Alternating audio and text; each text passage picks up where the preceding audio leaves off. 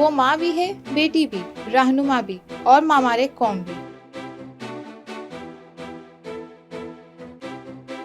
یہ دن ہم سے سوال کرتا ہے، کیا ہم نے اپنی بیٹیوں کو محفوظ مستقبل دیا؟ کیا ہم نے اپنے گھروں اور اداروں میں برابری کو یقینی بنایا؟ کیا ہمارے قوانین اور رویے عورت کو بااختیار بناتے ہیں یا محدود؟ جب ایک عورت کو معاشی خود مختاری ملتی ہے تو پورا خاندان مستحکم ہوتا ہے۔ تعلیمی اداروں میں اور قانون سازی کے ایوانوں میں برابری کو فروغ دیں گے۔ آج کی یہ تاریخ صرف کیلنڈر کا ایک دن نہیں بلکہ صدیوں پر پھیلی ہوئی ایک جدوجہد کی علامت ہے۔ 8 مارچ وہ دن جب دنیا بھر میں خواتین کا عالمی دن منایا جاتا ہے اور ہر عورت کی محنت، قربانی اور کامیابی کو سلام پیش کیا جاتا ہے۔ یہ دن ہمیں یاد دلاتا ہے کہ عورت کمزور نہیں بلکہ معاشرے کی بنیاد ہے۔ وہ ماں بھی ہے، بیٹی بھی، رہنما بھی اور معمار قوم بھی۔ اس دن کی بنیاد کسی جشن سے نہیں جدوجہد سے جڑی ہوئی ہے۔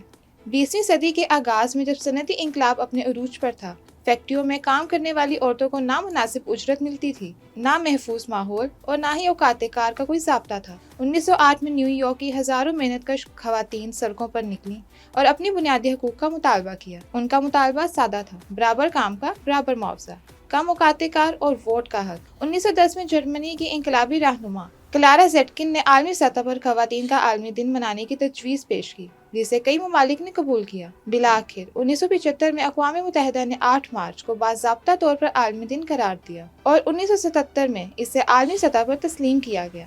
تب سے ہر سال یہ دن ایک نئے عالمی تھیم کے ساتھ منایا جاتا ہے تاکہ دنیا کو یاد دلایا جا سکے کہ صنفی مساوات ابھی مکمل حقیقت نہیں بنی۔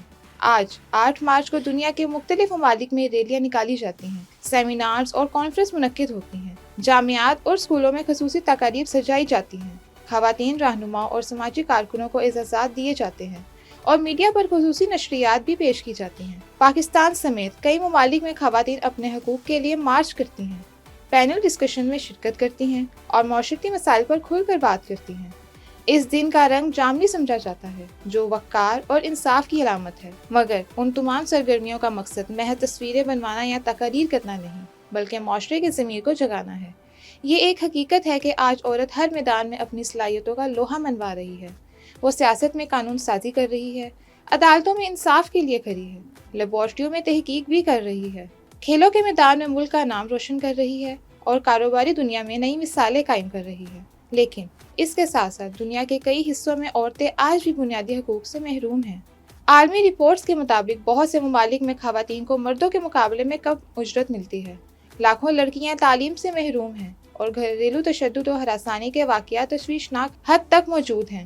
یہی وہ حقائق ہیں جو 8 مارچ کو محض جشن نہیں، احتساب کا دن بناتے ہیں۔ یہ دن ہم سے سوال کرتا ہے، کیا ہم نے اپنی بیٹیوں کو محفوظ مستقبل دیا؟ کیا ہم نے اپنے گھروں اور اداروں میں برابری کو یقینی بنایا؟ کیا ہمارے قوانین اور رویے عورت کو بااختیار بناتے ہیں یا محدود؟ اگر جواب مکمل اطمینان بخش نہیں تو پھر 8 مارچ ہمیں یاد دلاتا ہے کہ جدوجہد ابھی باقی ہے۔ مساوات صرف قانون بنانے سے نہیں آتی، ذہن بدلنے سے آتی ہے، رویے بدلنے سے آتی ہے اور اس یقین سے آتی ہے کہ عورت اور مرد دونوں ایک ہی معاشرے کے برابر ستون ہیں۔